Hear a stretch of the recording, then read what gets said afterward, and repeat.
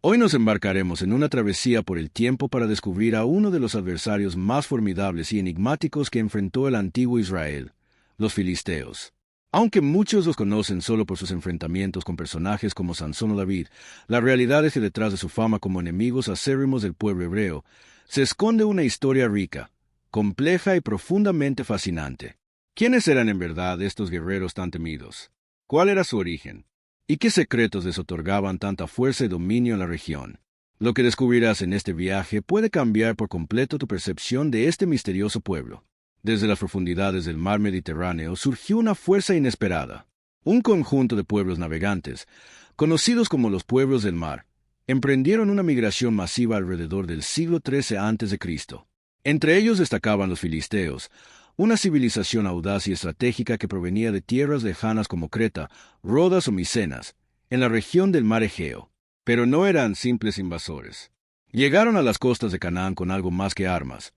Trajeron consigo siglos de sabiduría cultural, tecnología avanzada y una estructura social sólida.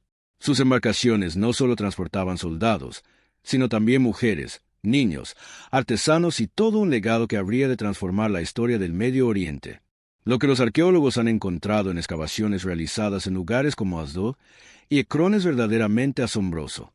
Allí, entre los escombros del tiempo, han salido a la luz cerámicas de formas y motivos decorativos completamente distintos a los de los pueblos semitas de la región.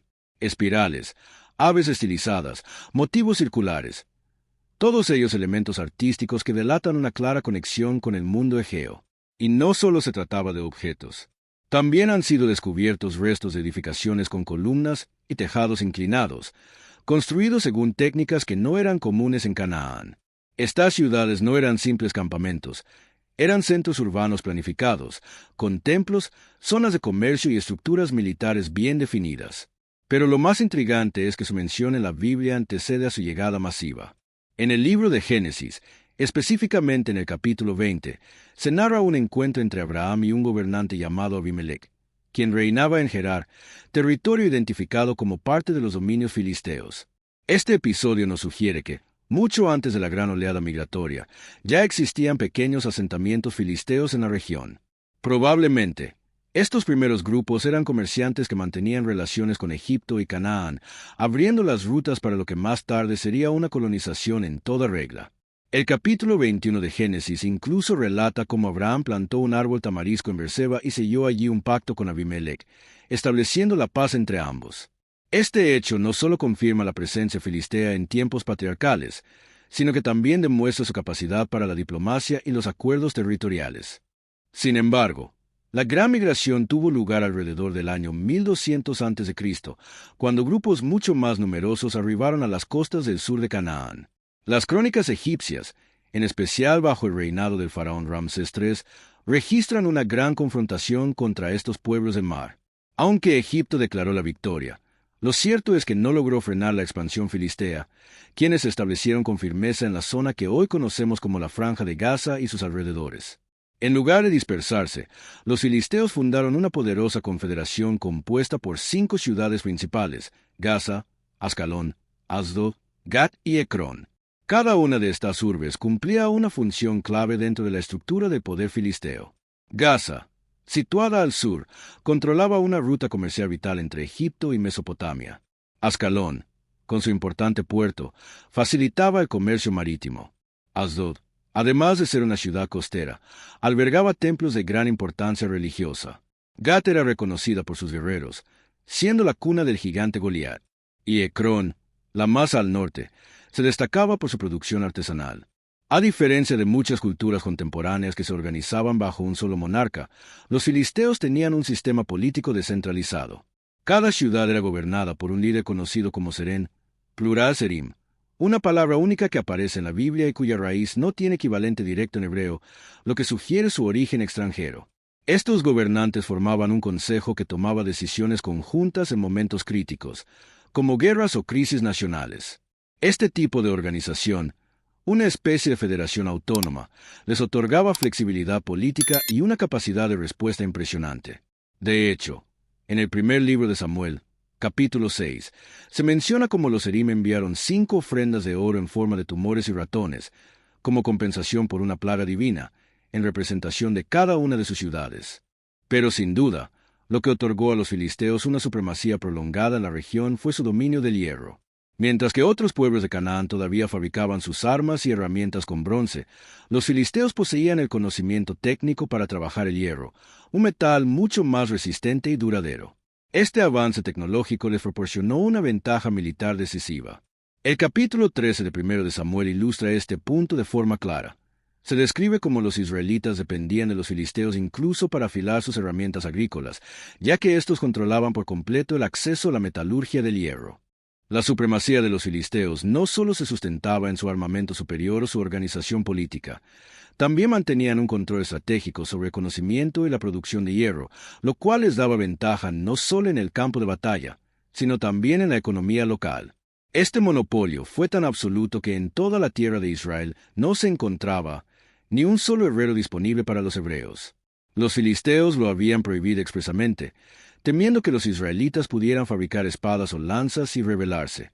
Como resultado, los israelitas se vieron obligados a depender completamente de los filisteos incluso para tareas cotidianas. Cada vez que necesitaban afilar sus herramientas de trabajo, ya fuera un arado, un azadón, una hoz o un hacha, tenían que descender a territorio filisteo, pagar una suma considerable en plata y esperar el servicio. El costo de este servicio no era bajo. Se cobraba 2/3 de un ciclo de plata por las herramientas agrícolas mayores y 1/3 por las menores. Esta dependencia no solo era humillante, sino que debilitaba gravemente su capacidad de defensa. Así, cuando estalló un conflicto armado entre los israelitas y los filisteos, el pueblo hebreo estaba prácticamente desarmado. El libro de 1 de Samuel nos relata que en el día crucial de la batalla no se halló ni una sola espada ni lanza entre los soldados israelitas, con excepción del rey Saúl y su hijo Jonatán. Esta desventaja dejaba claro el dominio absoluto de los filisteos, quienes no solo controlaban los territorios, sino también los medios de producción bélica. Las ciudades filisteas no tardaron en transformarse en metrópolis fortificadas, con murallas robustas, templos dedicados a sus dioses, como Dagón en Asdod, y redes comerciales que prosperaban gracias a su posición estratégica en la costa del Mediterráneo. Esta ubicación privilegiada les permitía conectarse con otras civilizaciones marítimas, importar metales preciosos, maderas exóticas y otros recursos valiosos, mientras exportaban productos elaborados como cerámicas, tejidos y armas. Contrario a lo que muchos podrían imaginar, la relación entre Israel y los filisteos no fue hostil desde el principio. Durante la conquista de Canaán bajo el liderazgo de Josué, no se registran grandes choques con este pueblo. Fue con el paso del tiempo, conforme ambas culturas se expandían y reclamaban territorios, cuando las tensiones comenzaron a escalar hasta convertirse en conflictos violentos. Durante el periodo de los jueces, cuando Israel carecía de un gobierno central fuerte, los filisteos comenzaron a ejercer un dominio creciente sobre las tribus vecinas, especialmente Dan y Judá. El libro de Jueces, en el capítulo 13, nos introduce a esta época de sufrimiento a señalar que los israelitas volvieron a desviarse del camino del Señor, y por ello fueron entregados en manos de los filisteos durante 40 años. Fue precisamente en este escenario opresivo que emergió uno de los héroes más emblemáticos de la historia bíblica, Sansón. Su origen ya era milagroso. La historia comienza con la visita de un ángel del Señor a una mujer estéril, esposa de Manoa, anunciándole que concebiría un hijo que sería consagrado a Dios desde el vientre materno. Se le instruyó no beber vino ni consumir alimentos impuros, y jamás cortar el cabello del niño, pues él sería un nazareo, un hombre apartado para una misión divina. Sansón creció con una fuerza sobrenatural, capaz de hazañas que desafiaban la lógica humana. Sin embargo, su debilidad por las mujeres filisteas marcó muchas de sus decisiones. En una de sus más famosas victorias, armado solo con la quijada de un asno, logró abatir a 1000 enemigos, según narra el capítulo 15 del libro de Jueces. El propio Sansón pronunció con orgullo que con una simple quijada hizo caer a un ejército entero. Otro episodio legendario tuvo lugar en Gaza. En medio de la noche, Sansón se levantó, arrancó las puertas de la ciudad con todo y sus pilares, y las llevó sobre sus hombros hasta lo alto de un monte frente a Hebrón. Su fuerza parecía invencible, hasta que Dalila, utilizando la seducción, logró arrancarle el secreto de su poder. Al cortarle el cabello, Sansón perdió su fuerza y fue capturado por los filisteos. Pero incluso en su caída, protagonizó un acto final de heroísmo. Derrumbó el templo de Dagón sobre sí mismo y sobre miles de enemigos, logrando una última victoria que superó todas las anteriores. Otro juez, aunque menos mencionado, también enfrentó a los filisteos con valentía singular. Samgar, hijo de Anat, aparece brevemente en Jueces capítulo 3, donde se relata que mató a 600 filisteos con una simple aguijada de bueyes, una herramienta agrícola usada para guiar el arado. Este hecho demuestra que, ante la falta de armas, los israelitas se veían forzados a defenderse con lo que tuvieran a mano, reafirmando el profundo impacto de control filisteo sobre el hierro. Uno de los momentos de realidad ocurrió cuando los filisteos lograron capturar el arca del pacto. En 1 de Samuel capítulo 4, se narra cómo, tras sufrir una derrota en batalla, los israelitas tomaron la decisión desesperada de traer el arca desde Silo, con la esperanza de que la presencia divina inclinara la victoria a su favor. Pero su plan no funcionó como esperaban. Aunque al principio los filisteos se llenaron de temor al saber que el arca estaba en el campamento enemigo, ese temor se transformó en un impulso feroz para luchar con mayor determinación. El resultado fue una nueva derrota para Israel, marcando uno de los capítulos más oscuros de su historia militar. La captura del Arca del Pacto fue uno de los episodios más devastadores y simbólicos en la historia de Israel. Al ver que los hebreos traían el arca al campo de batalla, los filisteos reaccionaron con un temor profundo, conscientes del poder que representaba. Exclamaron llenos de angustia: ¡ay de nosotros!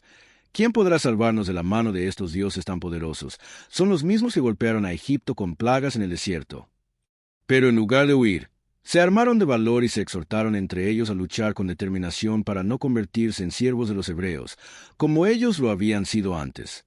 La batalla terminó en tragedia para Israel. No solo fueron completamente derrotados, sino que también perdieron el arca, y los dos hijos del sacerdote Elí, Ofni y Faíns, murieron en combate. Cuando la noticia llegó a Elí, ya anciano, cayó de su silla del impacto, se rompió el cuello y murió. Su nuera, esposa de Faíns, embarazada, entró en trabajo de parto prematuro por el dolor y el estrés, y también falleció tras dar a luz. Su último acto fue nombrar al niño Icabod, diciendo que la gloria había sido retirada de Israel. Los filisteos, en su aparente victoria, llevaron el arca a Asdod y la colocaron como un trofeo en el templo de su dios Dagón. Sin embargo, no pasaría mucho tiempo antes de que descubrieran que habían cometido un grave error. Al día siguiente, encontraron la estatua de Dagón caída frente al arca, con la cabeza y las manos cortadas, como si hubiera sido derrotado simbólicamente por el Dios de Israel. Solo quedaba el torso de la imagen sobre el umbral del templo. Esto fue solo el comienzo. Una terrible plaga estalló en Asdod y sus alrededores. El texto bíblico dice que la mano del Señor pesó fuertemente sobre ellos, y muchos fueron heridos con tumores. Asustados, trasladaron el arca a la ciudad de Gat, pero allí ocurrió lo mismo. Intentaron llevarla a Ecrón, pero los habitantes protestaron de inmediato, temiendo correr la misma suerte. Durante 7 largos meses, el sufrimiento se extendió por toda la confederación filistea. Finalmente, decidieron devolver el arca a Israel. Para calmar la ira divina, enviaron junto con ella una ofrenda simbólica: 5 figuras de oro en forma de tumores y 5 ratones, representando cada una de sus ciudades principales. El retorno fue organizado de forma peculiar. Colocaron el arca sobre un carro nuevo, tirado por 2 vacas recién paridas cuyos becerros fueron apartados. A pesar del fuerte instinto maternal, las vacas tomaron rumbo directo hacia la ciudad israelita de Bet-Semes, sin desviarse en ningún momento. Para los filisteos, fue una clara señal de que los juicios sufridos venían de Dios. Aunque devolvieron el arca, no renunciaron a su ambición por controlar el territorio israelita. De hecho, durante ese periodo alcanzaron la cúspide de su poderío. Su dominio se extendía desde la costa hasta las zonas montañosas del interior, estableciendo puestos militares avanzados en regiones estratégicas. El libro de 1 de Samuel nos revela la magnitud de este control. En el capítulo 10 se menciona un lugar conocido como el Collado de Dios, donde había una guarnición filistea. Estas bases no solo servían para vigilar el territorio, sino también para asegurar que los israelitas no desarrollaran capacidades metalúrgicas. Como ya se ha dicho, los filisteos prohibían la presencia de herreros en Israel para mantener a los hebreos tecnológicamente subordinados y militarmente indefensos. Este sometimiento no era solo territorial, sino también psicológico. El capítulo 13 describe cómo los israelitas, ante el constante peligro, se escondían en cuevas, entre matorrales, entre rocas y en cisternas subterráneas. La opresión era tan grande que el pueblo vivía en un estado de temor constante, casi sin esperanza. Sin embargo, bajo el liderazgo del profeta Samuel, Israel comenzó a buscar un cambio. En el capítulo 7, se narra cómo Samuel convocó al pueblo en Mizpa para un acto de consagración nacional. Les instó a dejar atrás los ídolos y a volverse de todo corazón al Señor. Les prometió que, si se comprometían plenamente con Dios, Él los libraría de sus enemigos. Los filisteos, al enterarse de esta asamblea, la interpretaron como una señal de rebelión y marcharon a atacar. Los israelitas, asustados, le suplicaron a Samuel que intercediera.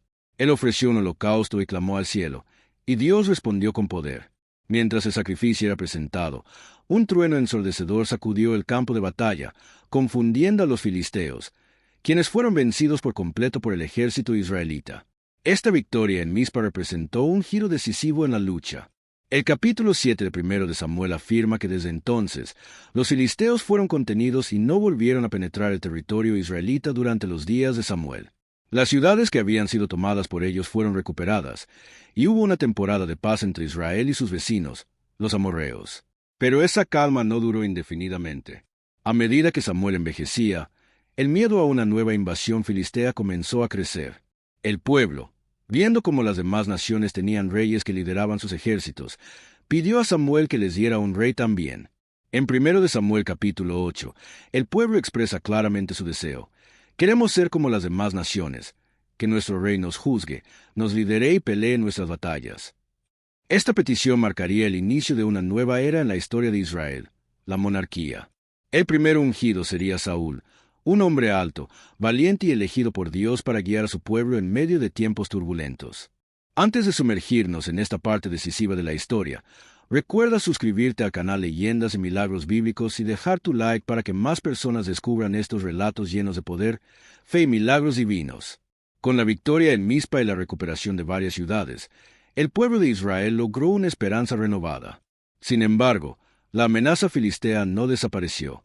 Su superioridad militar, basada en el dominio del hierro, su sólida organización política y su ubicación estratégica en la costa mediterránea los mantenía como una potencia difícil de doblegar. Estos factores harían que el conflicto con los filisteos definiera gran parte de la historia temprana del reino de Israel, siendo uno de los desafíos centrales para sus primeros reyes. Cuando Saúl fue proclamado el primer monarca de Israel, la nación aún vivía bajo el yugo de los filisteos. Muchas zonas de territorio estaban ocupadas y patrulladas por tropas enemigas. El deber de Saúl era claro: liberar a su pueblo. Sin embargo, sus primeros años como rey no fueron fáciles. El enemigo tenía puestos militares bien establecidos, incluso dentro del corazón del territorio israelita. Pero fue Jonatán, el hijo del rey, quien se convirtió en el primer gran protagonista de la resistencia real. Sin comunicar nada a su padre, tomó la iniciativa y atacó una guarnición filistea en la región de Geba. Este acto audaz provocó una respuesta feroz por parte de los filisteos. El relato bíblico describe la magnitud del ejército filisteo: 30,000 carros de guerra, 6,000 jinetes y un número incalculable de soldados de infantería, comparados con los granos de arena del mar. Se establecieron en Micmas, listos para aniquilar a los israelitas. Ante semejante despliegue de poder, muchos israelitas huyeron o se escondieron en cuevas, entre los arbustos o incluso cruzaron el Jordán para escapar. Mientras tanto, Saúl esperaba en Gilgal a que llegara el profeta Samuel para ofrecer el sacrificio antes de entrar en batalla. Pero al ver que Samuel tardaba y que su ejército comenzaba a desbandarse, Saúl, desesperado, cometió un grave error.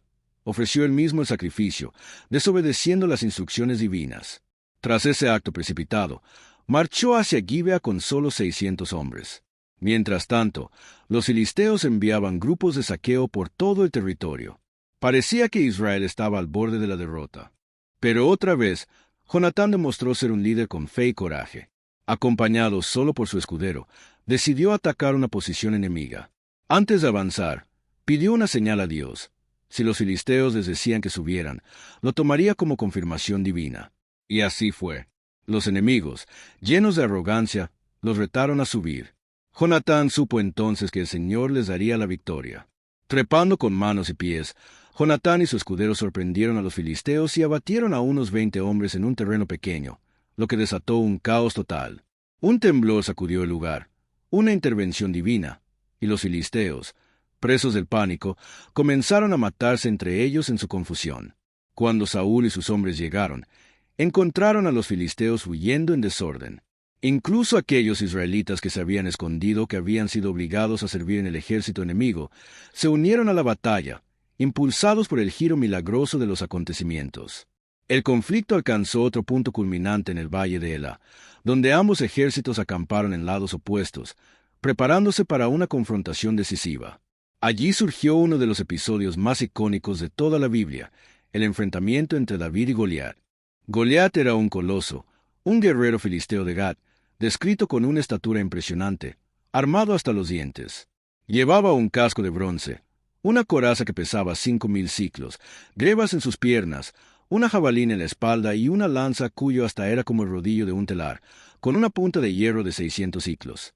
Durante 40 días, cada mañana y cada tarde, este gigante lanzaba insultos y desafíos al ejército de Israel, pidiendo un oponente para un duelo 1 a 1.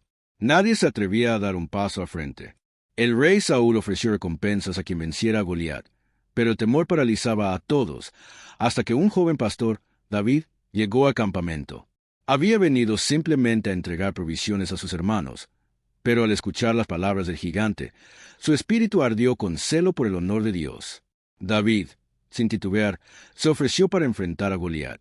Saúl dudaba, pero David le relató cómo había matado leones y osos para defender su rebaño. Aunque el rey quiso armarlo con su propia armadura, David la rechazó y confió en el poder de Dios.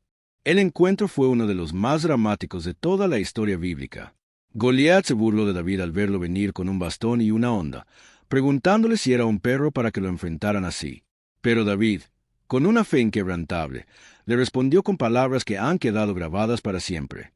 Tú vienes a mí con espada, lanza y jabalina, pero yo vengo a ti en el nombre del Señor de los ejércitos, el Dios de los escuadrones de Israel, a quien tú has desafiado.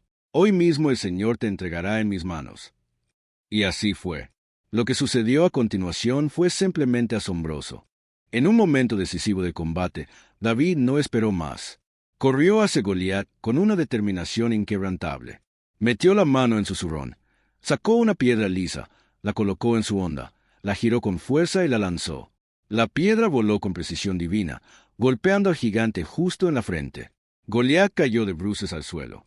Sin perder tiempo, David se abalanzó sobre su cuerpo, tomó la espada del mismo Goliat, con ella le cortó la cabeza. Al ver caer a su campeón, los filisteos fueron invadidos por el terror y huyeron en desbandada.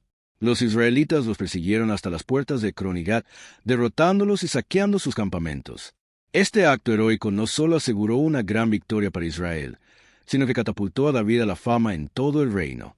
Sin embargo, esa popularidad despertó la desconfianza y los celos del rey Saúl, quien comenzó a ver a David como un peligro para su autoridad. Aunque Saúl tuvo momentos de triunfo, su reinado terminó con una nota trágica. Los filisteos seguían representando una amenaza constante. En un intento por consolidar su dominio, organizaron una gran ofensiva en el monte Gilboa. El capítulo 31 de 1 de Samuel describe este trágico final. En las empinadas laderas del monte, el ejército israelita fue vencido. Los filisteos atacaron con fuerza, y muchos israelitas cayeron.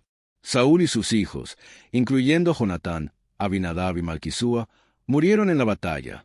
A Saúl lo alcanzaron los arqueros y, al verse herido y rodeado, pidió a su escudero que lo matara para no caer en manos del enemigo. Su escudero, paralizado por el miedo, no pudo hacerlo, así que Saúl tomó su espada y se lanzó sobre ella. Al ver lo sucedido, su escudero hizo lo mismo. Al día siguiente, los filisteos volvieron al campo de batalla para saquear. Allí encontraron los cuerpos de Saúl y sus hijos. Le cortaron la cabeza al rey y colgaron su cuerpo en los muros de Betzán, mientras colocaban sus armas como trofeo en el templo de Astarte. Pero el honor de Saúl no quedó en el olvido.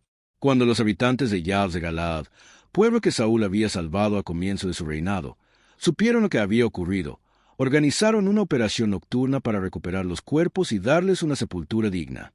Con la muerte de Saúl, David fue ungido como rey de Judá en Hebrón. Sin embargo, el hijo de Saúl, Is-Boset, fue proclamado rey sobre el resto de Israel, iniciando un periodo de división. Durante este tiempo, David tuvo que cuidarse tanto de la casa de Saúl como de los filisteos. Curiosamente, antes de ser rey, David encontró refugio entre los propios filisteos. perseguido sin tregua por Saúl, tomó una decisión desesperada: huir hacia el territorio enemigo. En el capítulo 27 de 1 de Samuel, David dice: «Algún día Saúl me atrapará y me matará. Mejor será que me escape a la tierra de los filisteos». Así, David y sus 600 hombres se trasladaron a Gat, la misma ciudad natal de Goliat, su antiguo rival. En una ocasión anterior, David había estado en Gat y fingió estar loco para sobrevivir. Esta vez, sin embargo, llegó como líder de un pequeño ejército.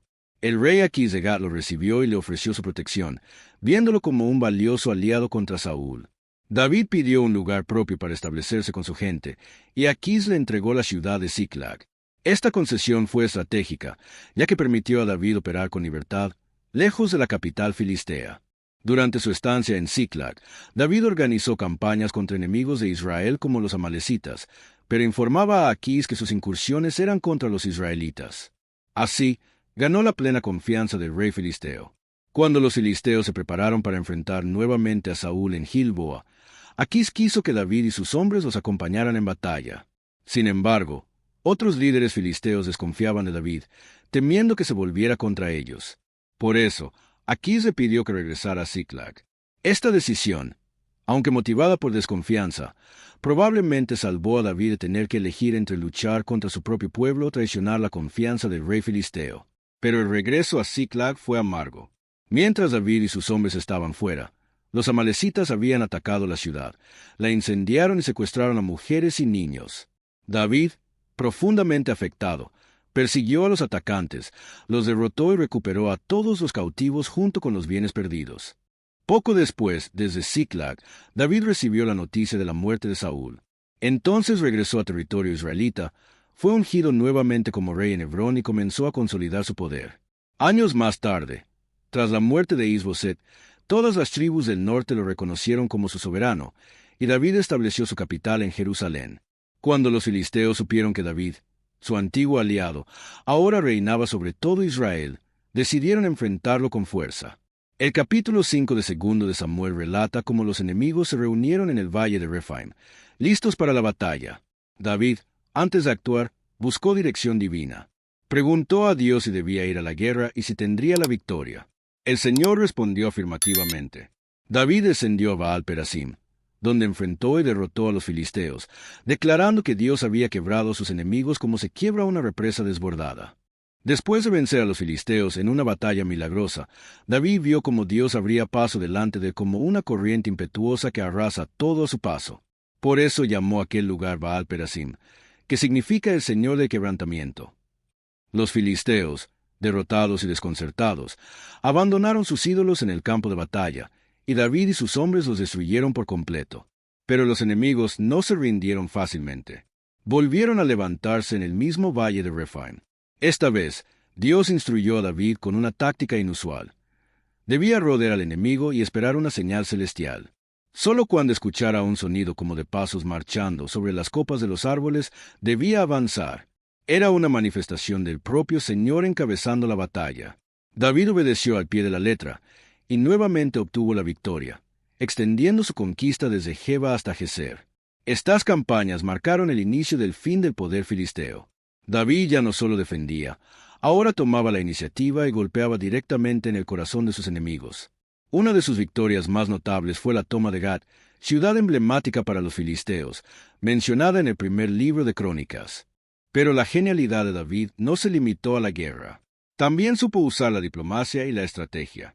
Incorporó a su ejército a grupos de élite como los ereteos y peleteos, posiblemente mercenarios filisteos o provenientes de Creta, descendientes de los antiguos pueblos del mar.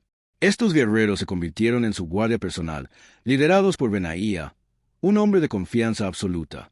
Estos soldados de élite demostraron su lealtad incluso durante momentos difíciles, como la rebelión de Absalón. Y más tarde, apoyaron decididamente a Salomón en su ascenso al trono, acompañándolo en su coronación solemne en Gión, como relata el primer libro de Reyes. Durante el reinado de David y gran parte del gobierno de Salomón, la amenaza filistea fue contenida. Israel vivió un tiempo de expansión, paz y prosperidad. Sin embargo, este equilibrio no duraría para siempre. En los últimos años de Salomón, el reino comenzó a mostrar señales de fractura. Tras su muerte, ocurrió la gran división. Las 10 tribus del norte formaron el reino de Israel, con capital en Samaria, mientras que Judá y Benjamín se mantuvieron fieles a la casa de David, formando el reino de Judá con capital en Jerusalén. Esta división debilitó a ambos reinos, abriendo la puerta para el resurgimiento de viejos enemigos, entre ellos los filisteos. Durante el reinado de Joram en Judá, los filisteos, junto con los árabes, invadieron el territorio, saqueando incluso el palacio real y llevándose a los hijos y esposas del rey, dejando con vida únicamente a su hijo menor, Joacás. A pesar de que su poder ya no era tan dominante como en épocas pasadas, los filisteos demostraban que aún eran capaces de golpear con fuerza cuando se les presentaba la oportunidad. Querido amigo que nos acompaña, espero de todo corazón que este relato te haya ayudado a profundizar tu comprensión de la Biblia y a ver que cada capítulo, cada detalle, forma parte de un plan divino mucho más grande de lo que podemos imaginar. Si este video ha sido de bendición para ti, dale like, compártelo con alguien que ame las Escrituras, y suscríbete ahora mismo a Leyendas y Milagros Bíblicos para que no te pierdas ninguno de nuestros próximos estudios. Recuerda, conocer las historias bíblicas no es solo aprender datos, es descubrir el corazón de Dios y entender cómo su mano ha guiado la historia desde el principio. Nos vemos en el próximo video, con más historias que te harán creer, admirar y nunca olvidar.